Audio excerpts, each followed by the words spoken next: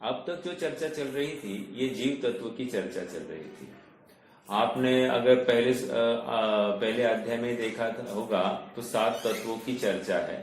तो पहला तत्व ये जीव तत्व की चर्चा। जीव तत्व के बाद में अजीव तत्व की चर्चा है।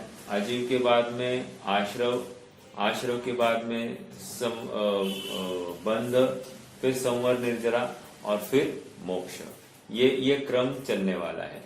तो अभी जीव तत्व की चर्चा पूर्ण होने के पश्चात शिष्य का प्रश्न आ रहा है कि हाँ, जीव का तो समझ में गया, लेकिन ये अजीव तत्व क्या है महाराज। तो उसके जवाब में आचार्य देव ये 5वां अध्याय लिख रहे हैं और यूं कहिए कि ये तत्वार सूत्र का हार्द है। तत्वार सूत्र का हार्द है, अर्थात कोर है, या यूं कहिए तत्वार सूत्र ने पूरे जिनागम का ही कोर है ये विषय वस्तु यहाँ पर। ओके, आइए हम पढ़ते हैं क्या कह रहे हैं। अब यहाँ पर अजीव काया धर्मा धर्माकाश पुद्गला, अजीव कहकर आचार्य देव ये समझाना चाह रहे। प्रश्न है, अजीव कहकर आचार्य देव यहाँ पर अब अजीव की चर्चा करने वाले, अर्थात अजीव तत्व की चर्चा करने वाले। देखो एक बात और, अजीव तत्व कहकर यहाँ अजीव द्रव्य की ही चर्चा कर रहे हैं।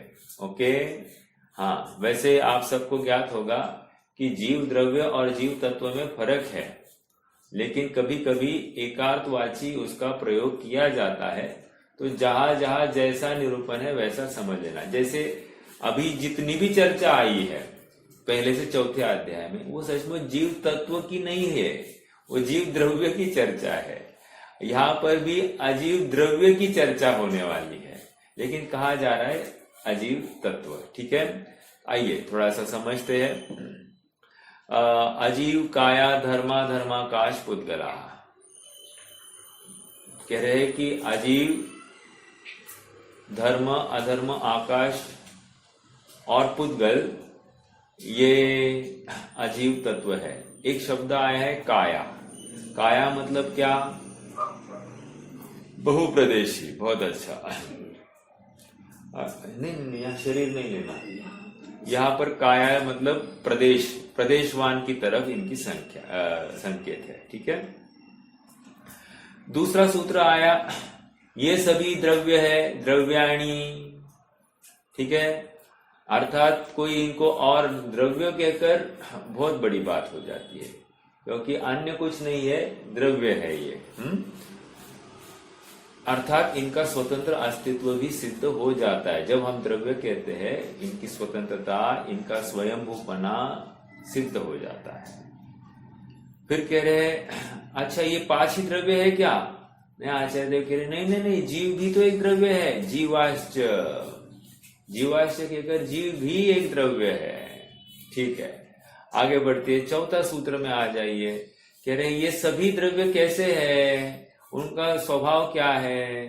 तो आचार्य देव कह रहे नित्य अवस्थितान्य रूपाणी, अर्थात वे सभी द्रव्य नित्य है 1, वे सभी द्रव्य अवस्थित भी है 2, और वे सभी द्रव्य अरूपी है 3, अरूपी। ठीक है, तो कह रहे 3 ऐसा।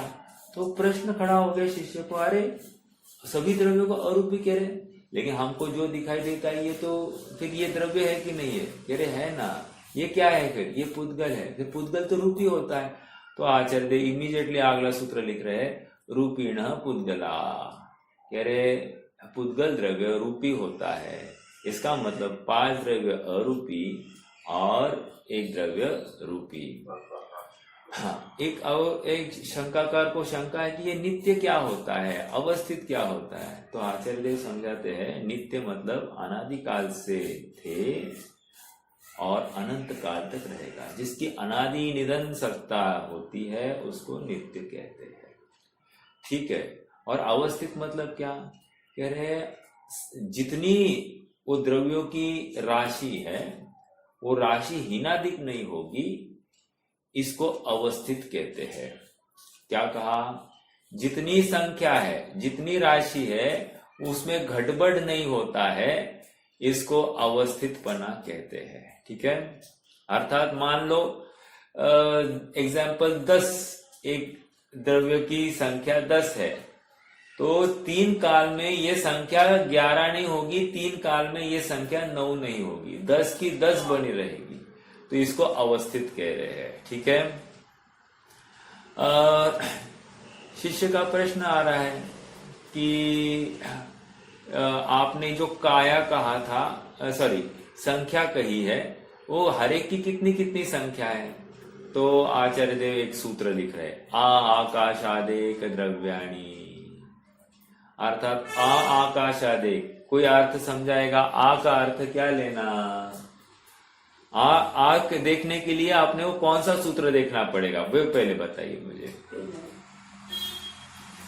अपन ने अब तक 5 सूत्र देखे हैं, 5 सूत्रों में से कौन सा सूत्र देखना पड़ेगा ये 6वें सूत्र को समझने के लिए?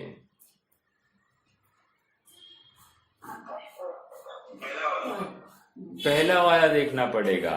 पहला वाला सूत्र क्या है? अजीव काया धर्मा धर्माकाश, राइट। तो अब एक प्रश्न फिर से, आ कहकर ये आकाश को इंक्लूसिव करना चाहते हैं और आकाश को एक्सक्लूसिव करना, मतलब आकाश को छोड़ना है, आकाश को लेना। तो कह रहे आकाश को इसमें गर्भित करना, इसका मतलब अजीव, आई एम सॉरी, एक मिनट, हाँ एक मिनट, राइट, धर्म अधर्म आकाश, इनको ये एक एक द्रव्य होंगे। ठीक है, देखो सूत्र को भी उन्होंने ब्रेक किया है वहां पर, इसलिए धर्म धर्माकाश इतने एक द्रव्य है। ओके, आगे क्या कह रहे, ये कुछ क्रिया करते हैं क्या, कुछ घूमते घूमते हैं क्या? कह रहे नहीं, ये निष्क्रिय है। ये निष्क्रिय का अर्थ क्या लेना, ये भी महत्वपूर्ण बात। देखो वैसे मेरा एक प्रश्न है, मेरा आत्मा निष्क्रिय है कि नहीं है? स्याद्वाद से घटित करनी है बात। तो स्याद्वाद से देखे जाए तो मेरा आत्मा किसी पर का कार्य कर नहीं सकता, इस अपेक्षा से निष्क्रिय है। लेकिन यहां निष्क्रिय का अर्थ क्षेत्रांतर की अपेक्षा है, गमन करने की अपेक्षा है, इस अपेक्षा। देखो एक होता है क्षेत्रांतर और एक होता है पर्यायांतर। तो पर्यायांतर की अपेक्षा आत्मा सक्रिय है, लेकिन क्षेत्र की अपेक्षा भी आत्मा सक्रिय है। लेकिन ये अन्य द्रव्य जो है पर्यायांतर की अपेक्षा है ये सक्रिय, लेकिन क्षेत्र परिवर्तन नहीं होता, क्षेत्र में चेंज नहीं होता, इस अपेक्षा से ये कह रहे ये निष्क्रिय द्रव्य है। कौन कौन? आकाश, धर्म, अधर्म। ठीक है, चलिए आगे बढ़े।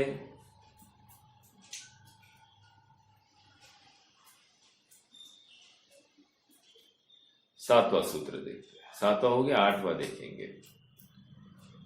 असंख्येया प्रदेशा धर्माधर्मादिक जीवानाम। अब शिष्य का प्रश्न है कि ये जो आप एक एक द्रव्य बता रहे हैं संख्या में, इनके प्रदेश कितने होते हैं? प्रदेश, क्योंकि आपने अभी अभी कहा ना काया, तो काया कहकर ये प्रदेश की मतलब कितने बड़े होते हैं? तो कह रहे असंख्येया प्रदेशा, असंख्यात प्रदेशी होते हैं।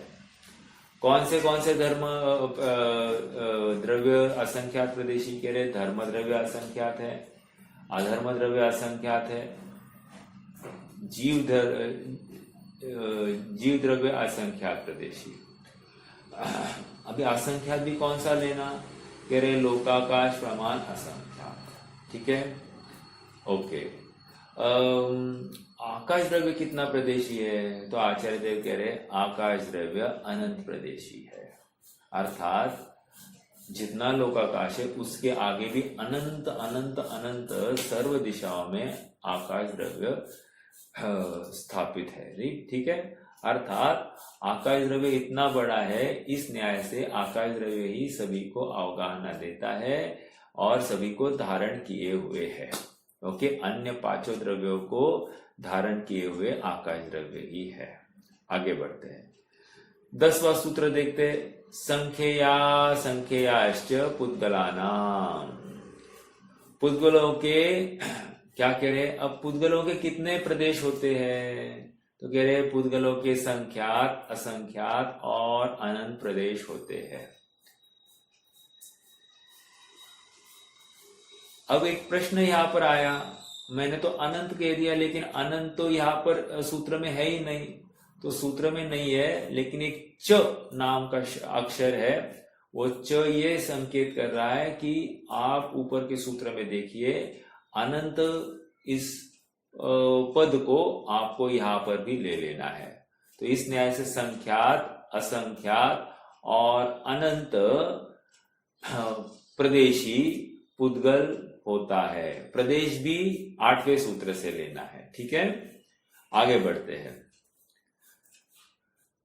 फिर आचार्य देख रहे संख्यात, असंख्यात और अनंत प्रदेशी ही पुद्गल होता है क्या, नहीं कह रहे हैं, अनु संख्यात प्रदेशी नहीं होता, अनु ये अप्रदेशी होता है, अर्थात एक प्रदेशी होता है, ठीक है।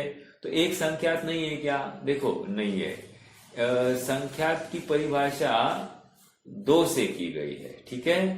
2 और उसके ऊपर को संख्यात कहा जाता है और एक को अप्रदेशी कहा जाता है, ठीक है। चलिए 11 हो गए, नानो हो गया, 12वां।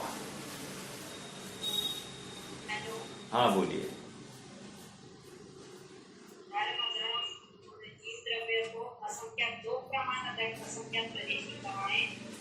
और आकाश को अनंत प्रदेशी कहा, कैसे क्या? ऐसा है, लोकाकाश प्रमाण असंख्या, ठीक है। अब आकाश द्रव्य जितना लोक के प्रदेश है, उतने में आकाश द्रव्य भी असंख्यात प्रदेशी है, ठीक है। लेकिन आकाश द्रव्य 2 आकाश थोड़ी है, आकाश द्रव्य तो एक ही है, ये यहां से मतलब एक एक द्रव्य ही है, ये पहले ही सूत्र में घटित हुआ, और इसका आगे अनंत प्रदेश, सभी दिशाओं में अनंत प्रदेश आकाश द्रव्य का विस्तार है। तो अनंत का आपको क्या चाहिए, मतलब कितना अनंत है ये चाहिए क्या? नहीं, मेरा बोलना ये है आकाश द्रव्य तो अनंत प्रदेश है और धर्म अनंत जीव को लोकाकाश के प्रमाण असंख्यात प्रदेश कहा है। बराबर है। तो प्रश्न, आकाश द्रव्य अनंत प्रदेशी, फिर लोकाकाश के प्रमाण असंख्यात प्रदेशी कैसे क्या है? नहीं नहीं नहीं नहीं, देखो आकाश द्रव्य, लोकाकाश अलग चीज है, और आकाश, अलोकाकाश प्लस लोकाकाश इज इक्वल्स टू आकाश। समझ में आ रहा है क्या? हाँ, अलोकाकाश प्लस आकाश, लोकाकाश इज इक्वल्स टू आकाश द्रव्य। तो ये लोकाकाश भी क्यों कह रहे हैं, ऐसा आकाश द्रव्य में भेद क्यों किया जा रहा है? इसीलिए किया जा रहा है क्योंकि जहां पर अन्य 5 द्रव्य तिष्ठते हैं, उस क्षेत्र को, उस आकाश के क्षेत्र को लोकाकाश कहा जा रहा है, ठीक है। और जहां पर अन्य 5 द्रव्य नहीं तिष्ठते, मात्र आकाश द्रव्य, उसको अलोकाकाश कहा जा रहा है। लेकिन आकाश द्रव्य इटसेल्फ, लोकाकाश प्लस अलोकाकाश इक्वल्स टू आकाश द्रव्य, तो वो अनंत प्रदेशी है। तो लोकाकाश के बाहर जितना भी आकाश का क्षेत्र है वो अनंत है सर्व दिशाओं में, इसलिए अनंत प्रदेशी कहा। ओके, और एक बात, ये अपना लोकाकाश जो है, ये लोकाकाश ये आकाश द्रव्य के मध्य में है, अर्थात बीचों बीच है। कैसे नक्की किया? इस प्रकार नक्की किया क्योंकि और नहीं है, छोर नहीं है। अनंत जब कहते हैं तो उसका और नहीं है और छोर नहीं है। जब और नहीं है, छोर नहीं है, तो फिर आप मध्य में कैसे कह रहे हो? तो मध्य में इसलिए कह रहे हो क्योंकि यहां से सभी दिशाओं में अनंत प्रदेशों में विस्तार है। समझ में आ रहा है क्या? तो इसलिए ये बीच में समझना चाहिए। ओके, आगे बढ़े।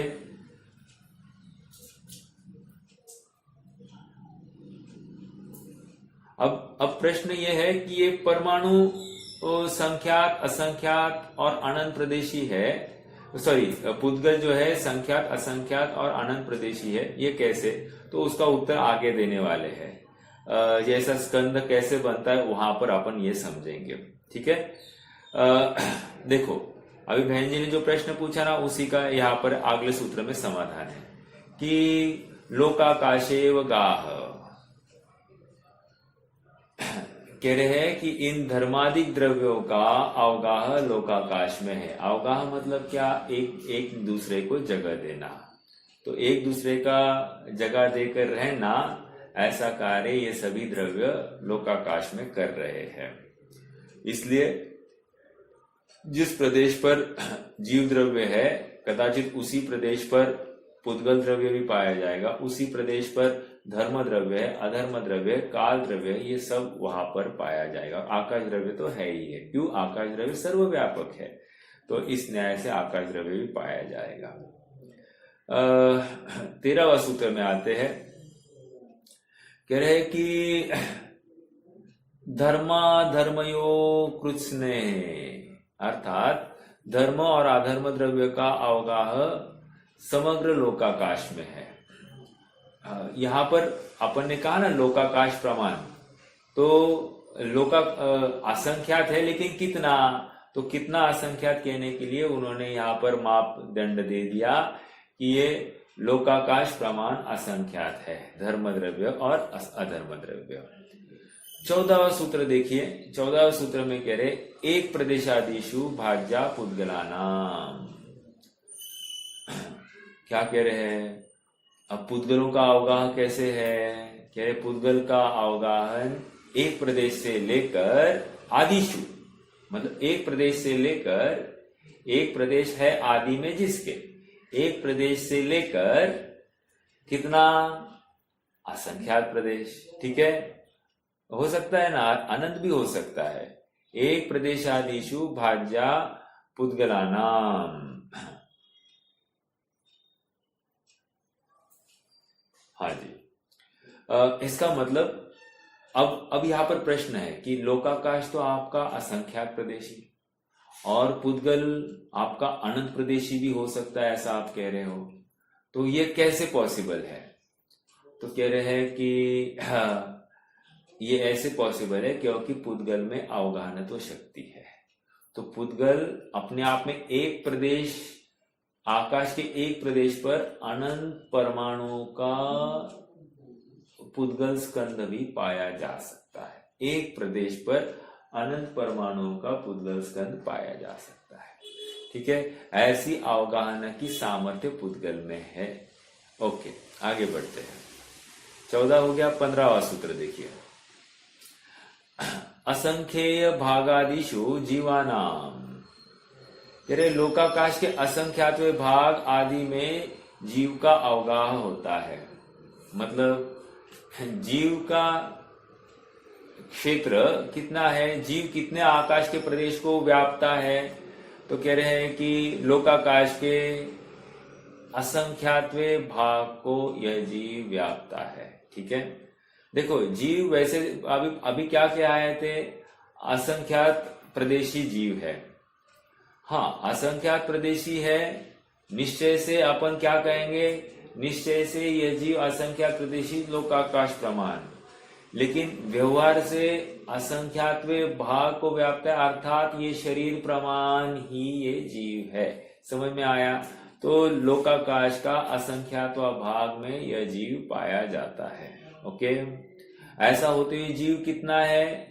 ऐसा होते हुए जीव असंख्यात प्रदेशी है, व्यवहार से भी असंख्यात प्रदेशी और निश्चय से भी असंख्यात प्रदेशी।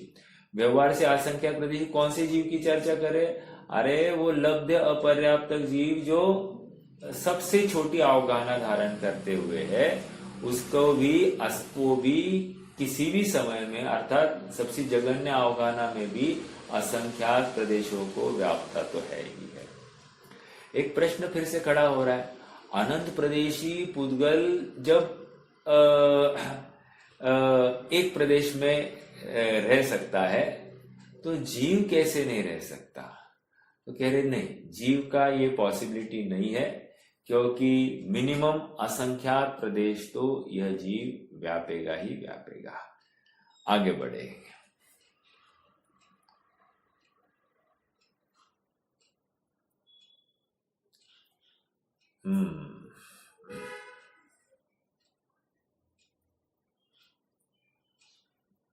ये मेरा एक प्रश्न है, पहले भी चर्चा की है अपन ने।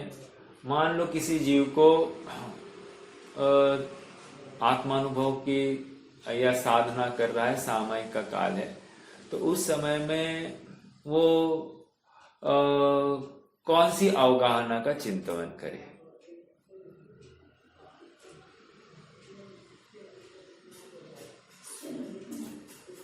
आत्मा का चिंतन करना है तो आत्मा का आकार भी तो आएगा कि नहीं आएगा, क्योंकि आत्मा की प्रदेश है।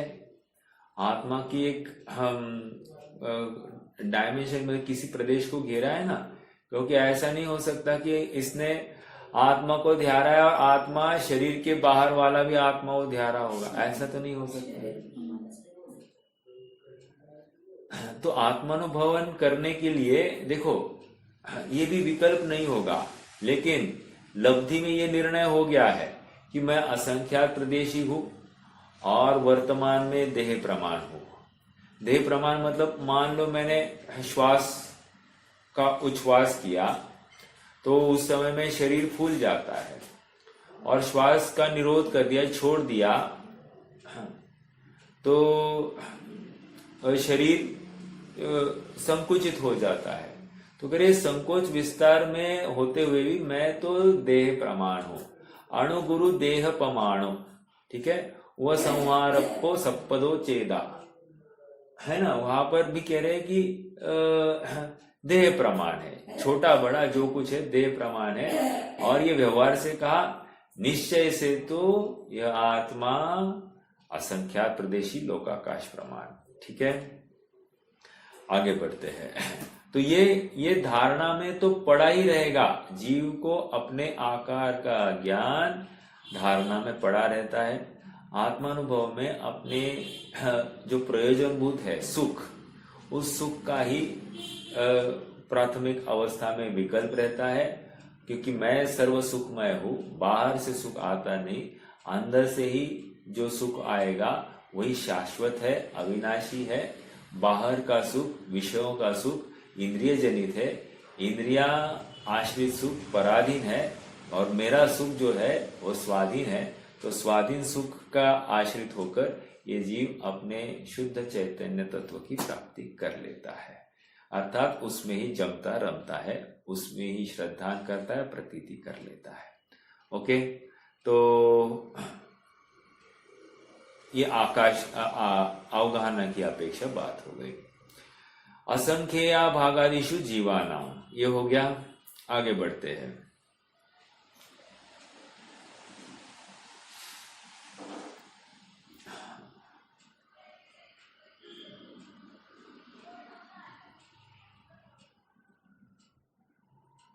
सोलहवां सूत्र, प्रदेश संहार विसर्पाभ्याम प्रदीपवत।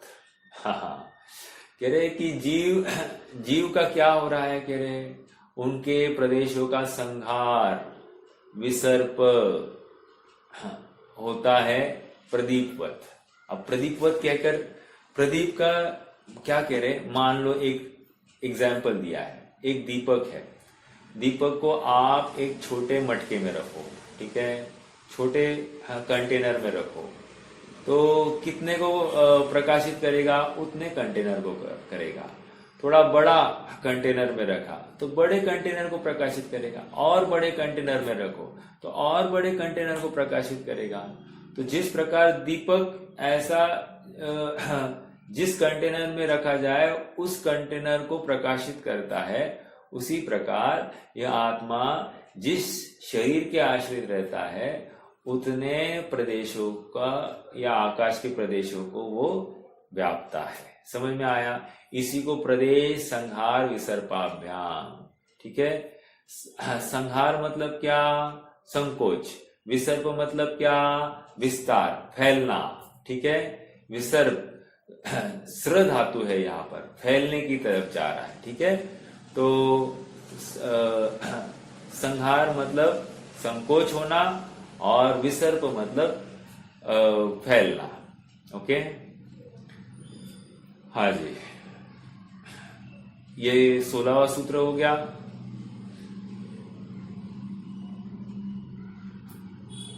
आगे बढ़ते हैं।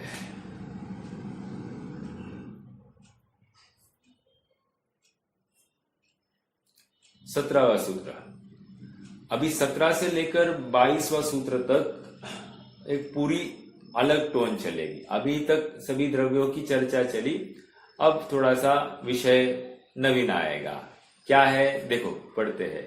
गति स्थिति उपग्रहो धर्माधर्मयोर उपकारा। क्या कह रहे हैं? उपकार, ये शब्द आ रहा है यहां पर।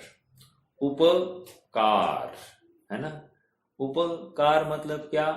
उप मतलब होता है समीप, और कार मतलब कार्य करना। तो क्या जब कार्य होता है तो जो समीपवर्ती होता है उसको उपकार शब्द से बताया जा रहा है। क्या कहा? जब भी कोई कार्य हो रहा है उस समय में जो समीप होता है उसको उपकारी कहा जाता है। समझ में आया? उपकार का अर्थ यहां पर फेवर के रूप में नहीं है। उपकार का अर्थ यहां पर उपस्थिति मात्र से है। उपकार का अर्थ निमित्त की अपेक्षा से लिया जा रहा है।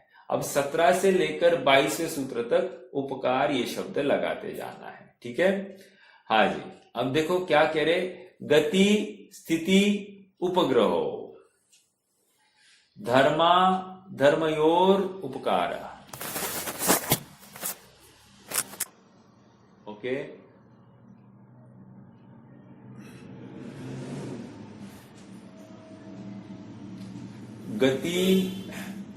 गति में निमित्त कौन है? तो कह रहे धर्म द्रव्य। और स्थिति में निमित्त कौन है? अधर्म द्रव्य। कहां से निकाला? धर्माधर्म है, तो धर्म अधर्म संधि करेंगे, धर्म अधर्म योहो उपकार। अर्थात गति में निमित्त धर्म द्रव्य और स्थिति में निमित्त अधर्म द्रव्य है। ठीक है, अब किस किस को धर्म द्रव्य और अधर्म द्रव्य निमित्त हो सकता है? तो कह रहे जीव और पुद्गल को ही यह निमित्त हो सकता है। ठीक है, अन्य किसी द्रव्य को नहीं, अन्य किसी भी द्रव्य को वो निमित्त नहीं होता है। जीव द्रव्य का हमने एक बार अभी थोड़े दिन पहले ही चर्चा की थी। जीव द्रव्य के लिए मान लो कोई जीव ध्यानस्थ अवस्था में, तो उसमें धर्म द्रव्य का कुछ रोल है क्या? धर्म द्रव्य उसके परिणमन में कोई निमित्त रूप बना है क्या? मान लो कोई ध्यानस्थ अवस्था में जीव है, ठीक है, तो उसके परिणमन में या उसके उस अवस्था में धर्म द्रव्य का कोई रोल है क्या?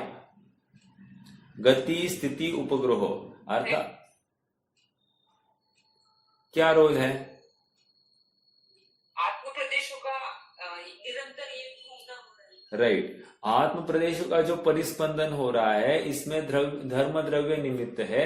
इस न्याय से कोई जीव एकदम स्थिर है, बाहर से अपने को बिल्कुल हलन चलन नहीं दिखाई दे रहा है, ऐसे जीव के भी परिणमन में अर्थात वहां पर धर्म द्रव्य निमित्त हो रहा है। अर्थात खड़ा जीव में भी धर्म द्रव्य अधर्म द्रव्य दोनों निमित्त घटित होंगे। ठीक है, चलिए आगे बढ़ते हैं। हेलो, हाँ बोलिए। तो परिणामों में परिवर्तन हो रहा है तो उसके भी निमित्त नहीं क्या धर्म द्रव्य? नहीं नहीं नहीं नहीं, जीव के परिणामों की बात ही नहीं चल रही है। परिणाम तो वो जीव स्वतंत्रता से कर रहा है, वहां पर कहा ये तो मात्र गमन, आत्म प्रदेशों का जो गमन हो रहा है ना, आत्म प्रदेशों के गमन में निमित्त धर्म द्रव्य अधर्म। अभी दो प्रकार से गमन हो रहा है। एक तो स्थित है, लेकिन आत्मा का यहाँ का प्रदेश मान लो पैर में जा रहा है, तो ये गमन हुआ कि नहीं आत्म प्रदेशों का? हुआ। तो इस गमन में निमित्त कौन है? मैं बैठा ही हूं। ऐसे बैठी वाली अवस्था में भी आत्म प्रदेश तो गमन कर रहे हैं ना, तो ऐसे गमन में निमित्त कह रहे हैं ये धर्म द्रव्य है। ओके, हाँ, वहां पर जीव के परिणमन की बात नहीं, या परिणामों को लेकर वो बात नहीं चल रही है। जीव का परिणाम तो स्वतंत्रतया जीव ही कर रहा है, वहां पर धर्म अधर्म द्रव्य का कोई रोल नहीं है। आगे वो जो मध्य स्थित में आत्म प्रदेश है वो 8, हाँ, उसमें भी है क्या निमित्त? हाँ, देखो 8 जो मध्य प्रदेश है वहां पर निमित्त कैसे कहेंगे? बोलिए ममता भाभी, आप बोलिए। 8 मध्य प्रदेशों में अपन धर्म द्रव्य को निमित्त कह सकते हैं या नहीं कह सकते?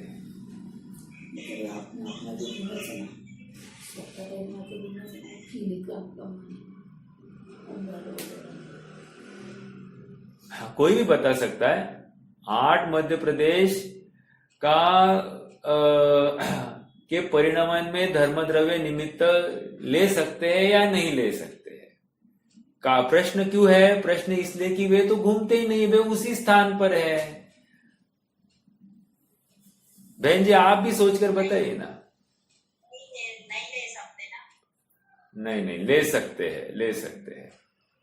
देखो, जैसे चक्र की कील है ना, ऊपर चक्र है, राइट, और ये कील है, तो कील घूम रही कि नहीं घूम रही है? अरे वो स्वयं के अराउंड घूम रही है ना।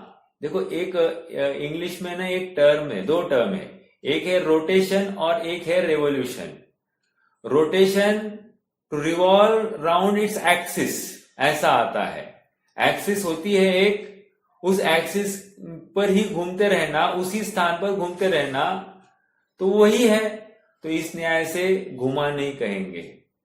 लेकिन जो दूर का बिंदु है वो तो गोल गोल घूमता है, वो तो हो गया रेवोल्यूशन। और रोटेशन वो एक्सिस के इर्द गिर्द में ही घूमता है, उसको कह रहे रोटेशन। तो रोटेशन तो हो रहा है प्रदेशों का, इस न्याय से वहां पर भी धर्म द्रव्य निमित्त कहेंगे। समझ में आ रहा है क्या? हाँ जी।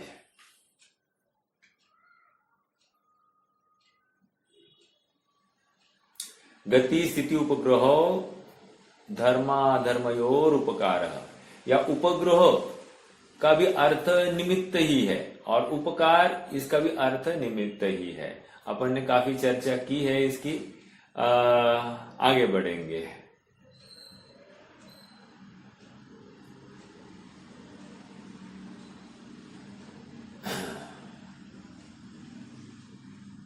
हाँ, अब एक प्रश्न है, वैसे धर्म द्रव्य और अधर्म द्रव्य निमित्त कह रहे हैं आप, तो निमित्त 2 प्रकार के होते हैं, उदासीन निमित्त और प्रेरक निमित्त।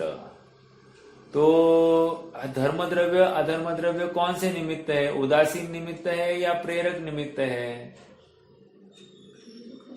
उदासीन ही कहेंगे ना। उदासीन निमित्त है, बहुत अच्छा, उदासीन निमित्त है। अगर उनको प्रेरक निमित्त कहते तो क्या तकलीफ होती?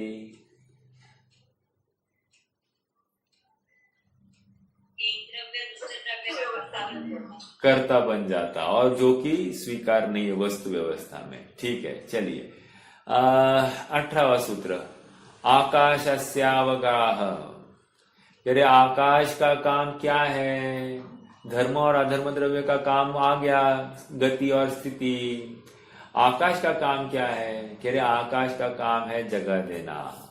क्यों आकाश का ही विशेष गुण बताया है? क्योंकि आकाश सबसे बड़ा द्रव्य है और आकाश में ही ये सभी 5 द्रव्य स्थित है।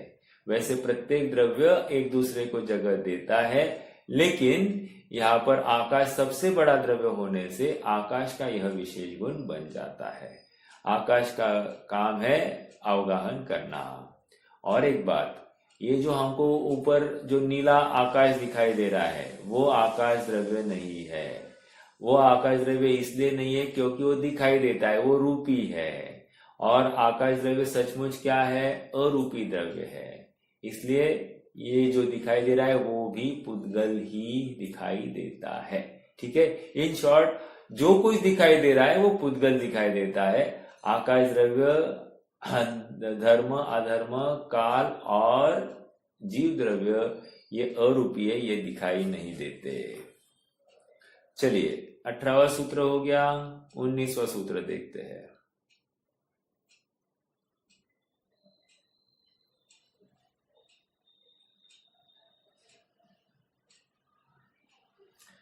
उन्नीसवां सूत्र, शरीर वांग मन प्राणापान पुद्गलानाम। कह रहे पुद्गल का उपकार क्या है। अब तक अभी धर्म का उपकार आ गया, अधर्म का उपकार, उपकार मतलब निमित्त। ठीक है, चलिए तो क्या कह रहे, शरीर इस जीव के लिए क्या निमित्त, या अन्य सभी द्रव्यों के लिए, अपन विशेष से तो जीव के लिए चर्चा करेंगे, जीव के लिए किस प्रकार उपकारी है, अर्थात किस प्रकार वो अपने लिए निमित्त भूत होता है। तो कह रहे जो पुद्गल द्रव्य है इससे यह जीव शरीर धारण कर सकता है। एक, पुद्गल द्रव्य के माध्यम से वचन होते हैं, पुद्गल द्रव्य के माध्यम से मन मिलता है और श्वासोश्वास भी होता है। तो ये श्वासोश्वास आदि धारण करने की जो शक्ति है तो जीव की अपनी योग्यता, लेकिन निमित्त भूत ये पुद्गल द्रव्य वहां पर है। समझ में आया। अगर मनोवर्गना नहीं होती तो ये मन ही नहीं होता, मन नहीं होता तो विचार नहीं कर पाता, तो ये निमित्त भूत है। समझ में आ रहा है। जितना भी छद्मस्त जीव है उनको पर पदार्थ को जानने में इन इंद्रियों की सहायता की जरूरत होती है। ठीक है, जानता तो स्वयं से है, लेकिन जानने में जो सहायकारी है वो इंद्रिया ही है। जैसे देखिए, मैं हमेशा उदाहरण वही देता हूं कि चश्मा पहना किसी ने, देख किससे रहा है, आंखों से देख रहा है, लेकिन सहायकारी कौन है, ये चश्मा। चश्मा हटा तो दिखाई नहीं देता, चश्मा पहनो तो दिखाई देता है। इस न्याय से वो चश्मे से देख रहा है क्या, नहीं, आंखों से देख रहा है, लेकिन जब भी देखता है चश्मे के आधार से देखता है, इसलिए चश्मे से देखता है, ऐसा कहने में आता है। उसी प्रकार आत्मा भी ज्ञान से ही जानता है, लेकिन इंद्रियों का आलंबन लेकर जानना पड़ता है, इसलिए वह आलंबन को देखकर कह रहे इंद्रियों से जानता है। समझ में आ रहा है क्या। जानता तो आत्मा स्वयं अपने स्वयं से ही है। ठीक है, अज्ञान दशा में हो नहीं तो ज्ञान वाली दशा में हो। ठीक है, केवल ज्ञान वाली दशा में हो या निगोद वाली अवस्था में हो, हर अवस्था में जानता तो अपने ज्ञान से ही है। ठीक है, हाँ, तो क्या है, ये श्वासोश्वास आदि सबका पुद्गल का जीव के ऊपर उपकार है। हाँ देखो, ये नहीं होता तो जीव कुछ भी नहीं बोल पाता, ये नहीं होता तो जीव खा पी नहीं सकता था, ऐसा किसी को विकल्प हो जाता है। तो कह रहे ऐसा नहीं है, पुद्गल के और भी उपकार है।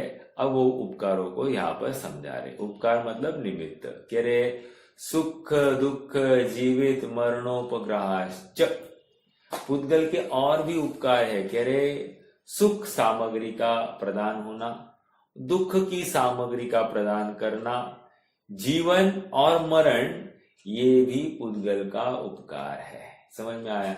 देखो, सुख तक तो हम समझ सकते कि पुद्गल का उपकार है, फिर जीवन तक भी हम विचार कर सकते हाँ ये पुद्गल का उपकार है, ये हमको स्वीकार है, लेकिन मरण में भी पुद्गल का उपकार है, अरे, या फिर दुख में भी पुद्गल का उपकार है। हाँ, जितने भी संयोग प्राप्त होते हैं, जितने भी परमाणु उस रूप मिलते हैं, अरे इसमें निमित्त पुद्गल ही है। ठीक है, जैसे आप भक्तामृत स्तोत्र में भी आया है ना क्या, कि हे भगवान, जगत के समस्त उत्कृष्ट परमाणु जो बचे थे उनके माध्यम से ही आपका शरीर बन गया है, राइट। तो ये शरीर बन गया, एक्चुअली ये तो 19वें सूत्र में लग रहा है, लेकिन ये बना है तो सर्वोत्कृष्ट परमाणु के आधार से बना है। तो हाँ, ये समचतुरस्र संस्थान या जो वज्र ऋषभ नाराज संघनन बन गया है, ये सर्वोत्कृष्ट परमाणु को ग्रहण करके हो गया है, ठीक है। तो सुख दुख जीवित मरणोपग्रहाश्च, ये पुद्गल का जीव के ऊपर उपकार, अर्थात असाता का उदय होने पर ये जीव को, असाता का उदय जीव के दुख में निमित्त है, ठीक है। जीव स्वयं से दुखी होता है तब असाता का उदय उसमें निमित्त कहा जाता है। वैसे ही जीव स्वयं से सुख का अनुभव करता है तब वो सामग्री जो उपस्थित है उसको सुख का एक आरोपण होता है, ठीक है। आयु कर्म का होना ये जीवन है और आयु कर्म का अभाव होना सो मरण है। तो कह रहे ये भी पुद्गल द्रव्य के ही उपकार है। ओके, आगे बढ़ते हैं।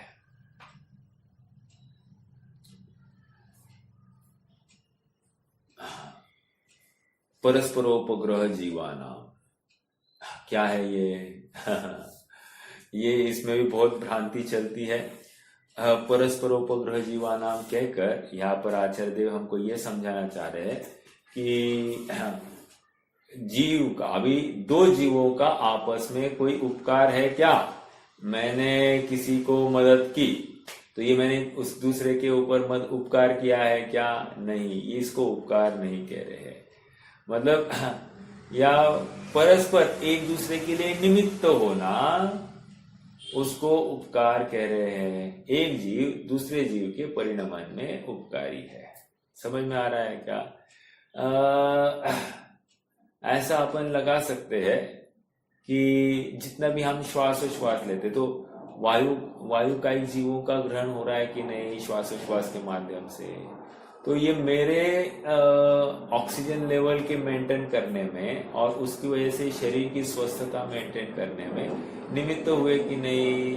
तो इस प्रकार अपन ये कह सकते हैं कि परस्परोपग्रह जीवाना, या फिर ये शरीर अनेक सेल्स के माध्यम से बना है, तो किसी न किसी रूप से इस जीव के लिए वो निमित्त बने कि नहीं, उपकारी बने कि नहीं। कह रहे ये हो गया परस्परोपग्रह जीवाना। ठीक है, ये एक अपेक्षा। दूसरी अपेक्षा जो लौकिक में एक दूसरे का के माध्यम से स्त्री और पुरुष के संयोग के माध्यम से बच्चे का जन्म होता है, तो ये क्या हो गया? परस्परोपग्रह जीवाना। ठीक है, या फिर किसी एक दूसरे को मदद में निमित्त बन जाते हैं, तो ये भी परस्परोपग्रह जीवाना। ऐसे अनेक अपेक्षाएं लगाई जा सकती है। ठीक है, जीव का उपकार।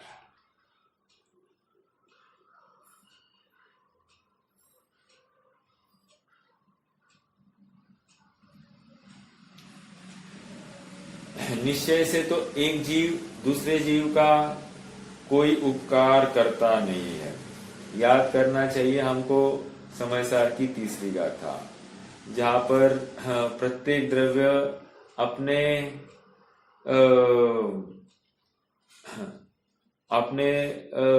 अपने द्वारा ही स्वयं का उपकार करता है, अर्थात अपने क्या है वो, कौन सी पर्याय है?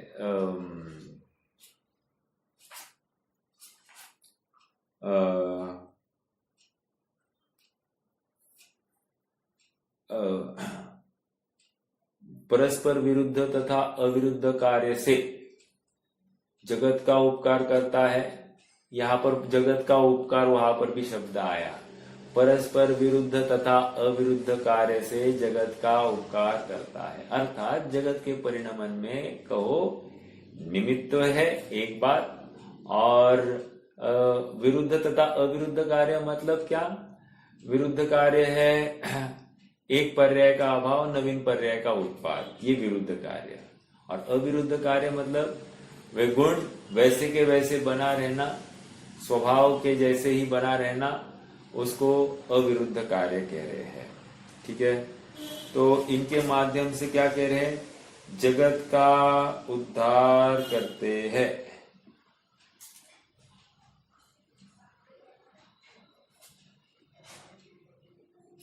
आगे बढ़ते हैं।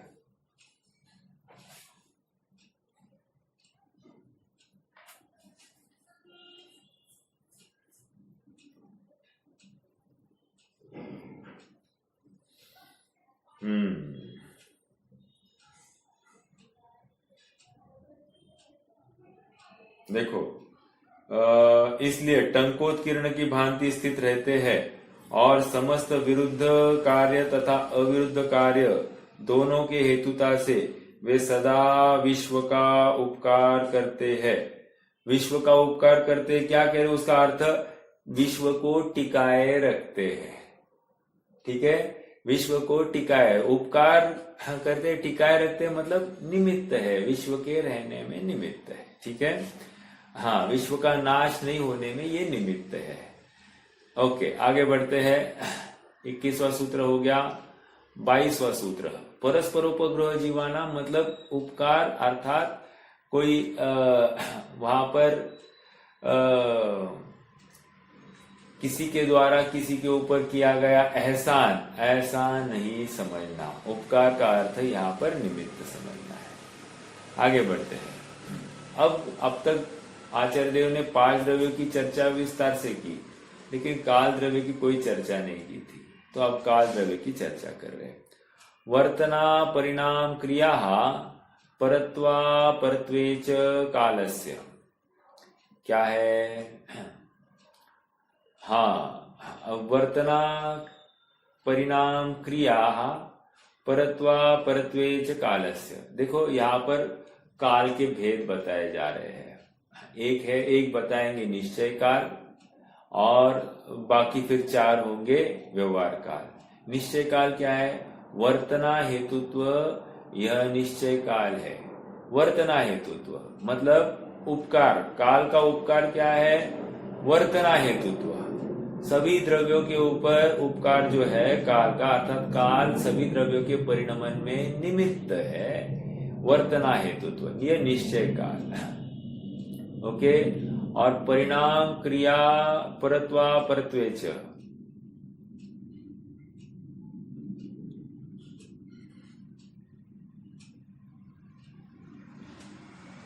देखो, निश्चय काल क्या लेंगे? स्वयं का परिणमन, और व्यवहार काल क्या लेंगे? दूसरे के परिणमन में निमित्त। ये ऐसा लगा ना, मैं थोड़ा सा गलत बोल दिया। क्या है? वर्तना हेतुत्व स्वयं के परिणमन का कारण बनना, ये वर्तना हेतुत्व। और परिणाम क्रिया परत्व अपरत्व, परिणाम मतलब क्या? पर्याय, मतलब जो पर्याय का चेंज हो रहा है, इसमें निमित्त कौन? कह रहे हैं काल द्रव्य। ठीक है, क्रिया, एक द्रव्य एक क्षेत्र से दूसरे क्षेत्र में पहुंचा, इसमें निमित्त कौन? कह रहे काल द्रव्य। कैसे मालूम पड़ा? अरे 1 मिनट पहले यहाँ था, अगले मिनट में यहाँ पर पहुंचा। ये हम कैसे नक्की करेंगे? ये काल द्रव्य के निमित्त से हमको पता चला कि ये हिला है। समझ में आया? आगे परत्व अपरत्व, मान लो उस गमन में जो हलन चलन की क्रिया हो रही है, उस गमन में यदि बहुत समय लग गया तो उसको कहेंगे परत्व काल। ठीक है, और अपरत्व काल मतलब बहुत शीघ्र हो गया, फास्ट हो गया, तो उसको अपरत्व कहते हैं। ठीक है, तो ये काल द्रव्य का लक्षण भी बता दिया इन्होंने। आगे बढ़ते हैं। 23वां सूत्र, अब पुद्गल की चर्चा है। 1 मिनट, आज रुक जाएंगे, फिर काल द्रव्य की चर्चा आ गई। अब पुद्गल की चर्चा अपन नवीनता से कल प्रारंभ करेंगे। आज के लिए रुक जाते हैं। कोई प्रश्न है तो रख सकते हैं, नहीं तो जिम्मेदारी।